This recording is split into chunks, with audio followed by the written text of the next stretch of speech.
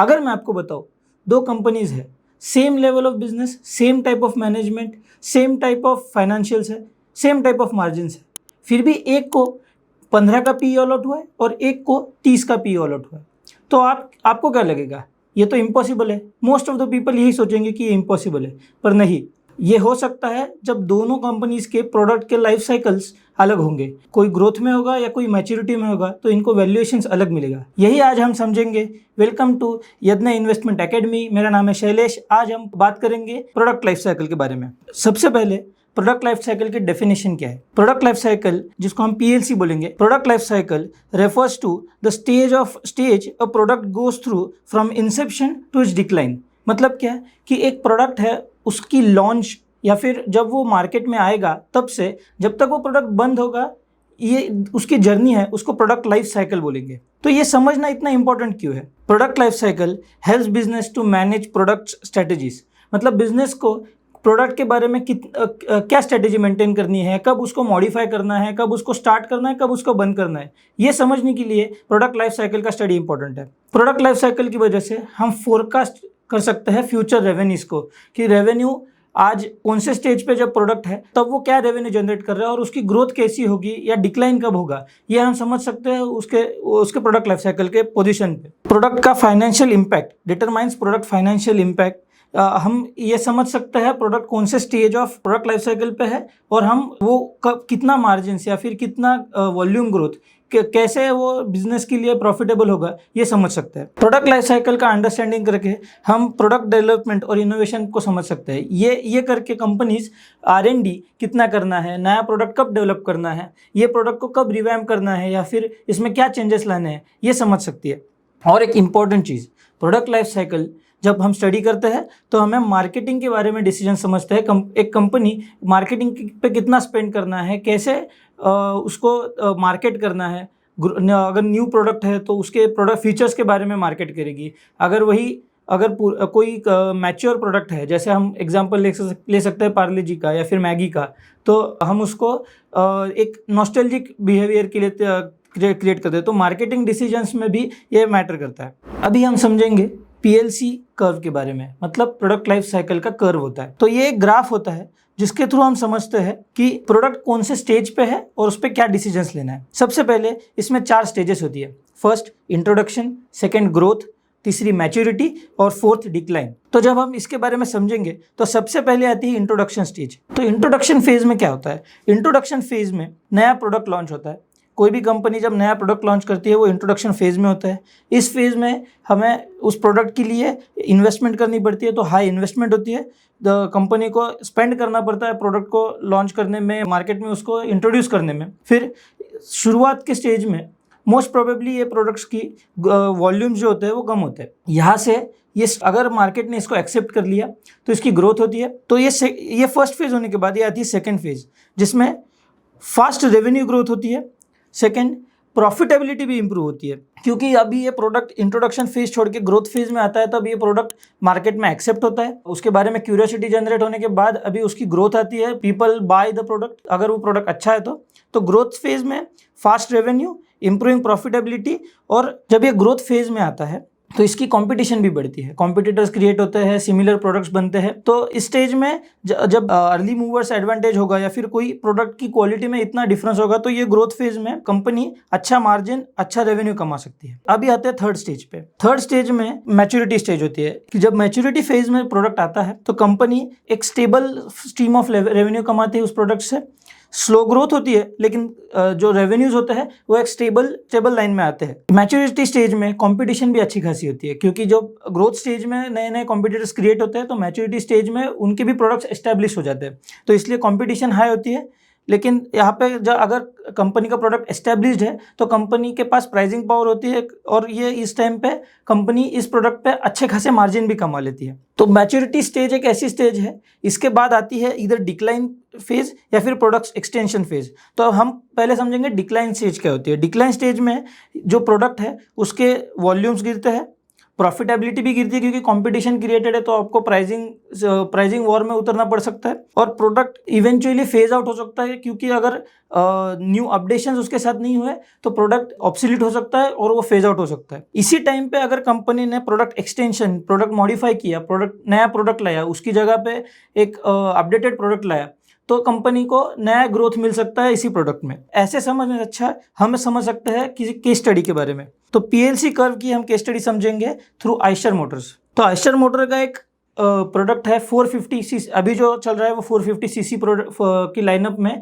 Himalayan करके उनकी bike है, वो चल रही है। तो अगर आपको आइशर मोटर के बिजनेस के बारे में थोड़ा पता है तो आइशर मोटर 2 व्हीलर मैन्युफैक्चरर है, OEM मैन्युफैक्चरर, जो मिडिल वेट कैटेगरी में काम करती है। तो अगर हम आइशर मोटर का ब्रांड है रॉयल इनफील्ड, उसके अंडर हम देखेंगे तो आइशर मोटर ने 2016-17 में हिमालयन 411 करके एक प्रोडक्ट लॉन्च किया था, जो कि एक एडवेंचर टूरर थी जो नई मार्केट में आई थी। उस वक्त इंडिया में एडवेंचर टूरर का ज़्यादा मार्केट नहीं था, कोई मेजर प्लेयर्स नहीं थे जो एडवेंचर टूरर बाइक बनाते थे। तो इस स्टेज में उन्होंने नया प्रोडक्ट लॉन्च किया। ये होती है इंट्रोडक्शन फेज किसी प्रोडक्ट लाइफ साइकिल की, जहाँ पे प्रोडक्ट के बारे में ज़्यादा लोगों को पता नहीं है, कंपनी को नया इन्वेस्ट करना पड़ता है। तो हिमालयन 411 के लिए उन्होंने नई इन्वेस्टमेंट क्रिएट की, एक नया मार्केटिंग थीम क्रिएट करना पड़ा, प्रोडक्ट को इंडियन इंडस्ट्री में इंट्रोड्यूस करना पड़ा।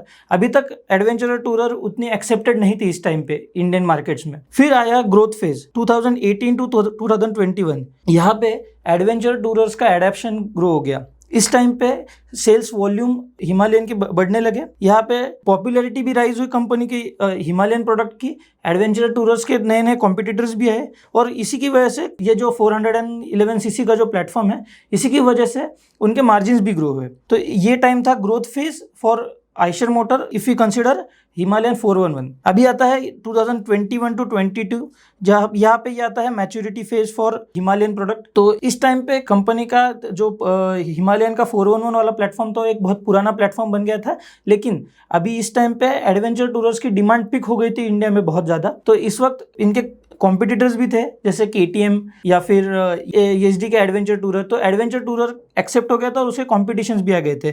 इस टाइम पे कंपनी की जो हिमालयन के वॉल्यूम में ग्रोथ थी वो कम दिख रही थी, बट कंपनी एक स्टेबल वॉल्यूम्स जनरेट कर रही थी फॉर दिस ईयर्स, और यहाँ पे ग्रोथ स्टेबलाइज हो गई थी फॉर हिमालयन प्रोडक्ट। अभी हम समझेंगे कि डिक्लाइन फेज क्या कब आया था। 2022 टू 2023 के आसपास तक हिमालयन प्रोडक्ट्स की जो वॉल्यूम्स की ग्रोथ थी वो इवेंचुअली थोड़ी कम हो गई थी। 411 प्लेटफॉर्म वाज इंट्रोड्यूस्ड इन 2016, तो 7 to 8 ईयर्स हो गए थे वो प्लेटफॉर्म लॉन्च हुए हैं। तो इंजन भी एक ऑब्सोलेट बन गया था और उनके कॉम्पिटिटर्स भी नए नए प्लेटफॉर्म्स की तरफ जाने के लिए ट्राई कर रहे थे कि इंजन कैसे नया रिवैम्प कैसे करे। तो इसी टाइम पे हाई कॉम्पिटिशन और राइडर के नए एक्सपेक्टेशन, जो कंज्यूमर था उसका एक्सपेक्टेशन चेंज हो गया था, उनको मोर पावर की बाइक चाहिए थी। तो इसी वक्त लेट 2023 में रॉयल इनफील्ड ने नया प्लेटफॉर्म लॉन्च किया, शेरपा 450 इंजन प्लेटफॉर्म, जिसपे उन्होंने हिमालयन 450 लाई। ये नया प्रोडक्ट था, ये इंजन की कैपेसिटी बढ़ाई, इसमें अच्छे खासे फीचर्स में डेवलपमेंट किए,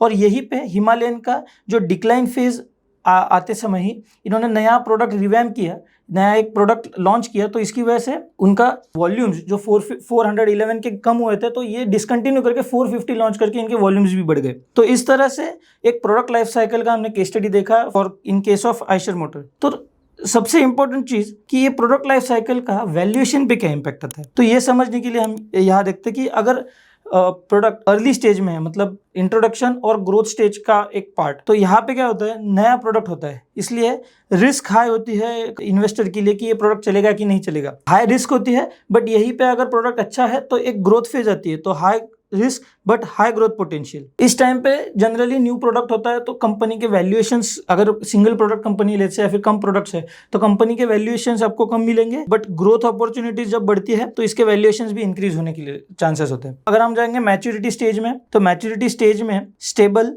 और प्रेडिक्टेबल कैश फ्लोज होते हैं। तो स्टेबल और प्रेडिक्टेबल कैश फ्लोज की वजह से वैल्यूएशन स्टेबलाइज होता है, और इस वक्त जो वैल्यूएशन है वो rather than product life cycle कोई मार्केट के सिचुएशन की वजह से अफेक्ट हो सकता है, बट प्रोडक्ट अगर स्टेबलाइज है तो रेवेन्यू स्ट्रीम स्टेबलाइज होते हैं, मार्जिन भी स्टेबलाइज होते हैं, तो कोई एक्सटर्नल फैक्टर की वजह से वैल्यूएशन चेंज हो सकता है, प्रोडक्ट लाइफ साइकिल की वजह से नहीं। डिक्लाइन स्टेज की अगर हम बात करें तो प्रोडक्ट के अगर वॉल्यूम्स कम हो गए तो ऑब्वियसली प्रॉफिटेबिलिटी पे इम्पैक्ट आएगा और उसकी वजह से वैल्यूएशंस जो होते हैं वो भी रिड्यूस होने के चांसेस होते हैं। इस टाइम पे कंपनी इधर राइट ऑफ कर सकती है वो प्रोडक्ट जो डिक्लाइन स्टेज में है, या फिर कंपनी रिन्यू भी कर सकती है प्रोडक्ट, जैसे हमने पहले देखा। तो प्रोडक्ट लाइफ साइकिल का वैल्यूएशन पे क्या इम्पैक्ट होता है ये भी हम आइशर मोटर के केस स्टडी पे ध्यान देके करेंगे। तो अगर आप ये चार्ट देख सकते हैं तो यहाँ पे हमने एक पी का मल्टीपल यूज किया है to see the valuation impact. ये देखिए यहाँ पे अगर 2017 से 2019 देखेंगे तो कंपनी के अर्निंग्स वो स्टेबल बट वैल्यूएशंस वो डाउन। इसी टाइम पे ये इंट्रोडक्टरी स्टेज हो गया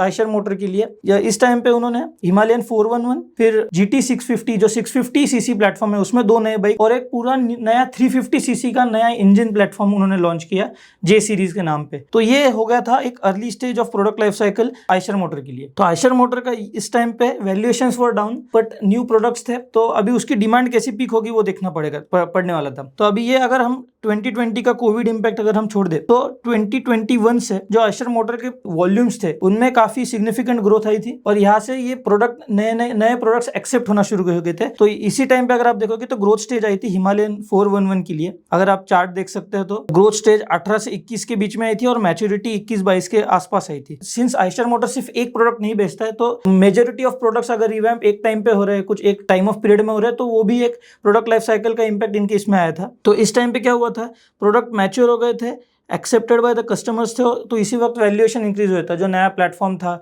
411 सीसी का जो हिमालयन, फिर 650 सीसी प्लेटफॉर्म्स, ये सब उस टाइम पे एक्सेप्ट हुए थे और इनका वैल्यूएशन भी हाई हो गए थे। ये हो गया ग्रोथ स्टेज और एक maturity stage.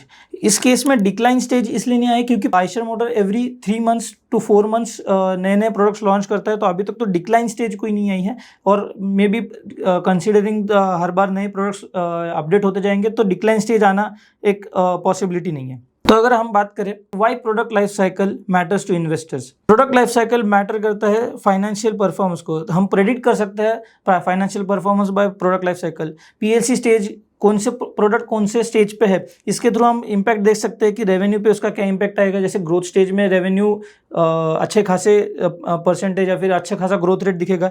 Profitability maturity stage में प्रॉफिटेबिलिटी हाईएस्ट रहेगी और कैश फ्लोज भी जनरेशन कैसे होगे, मैच्योरिटी स्टेज में स्टेबल कैश फ्लोज होगे, ग्रोथ स्टेज में इंक्रीजिंग कैश फ्लोज होगे, तो वो भी हम उसमें जज कर सकते हैं। इसकी वजह से हम डिक्लाइन फेज कब आ सकती है उसका भी एक जजमेंट ले सकते हैं।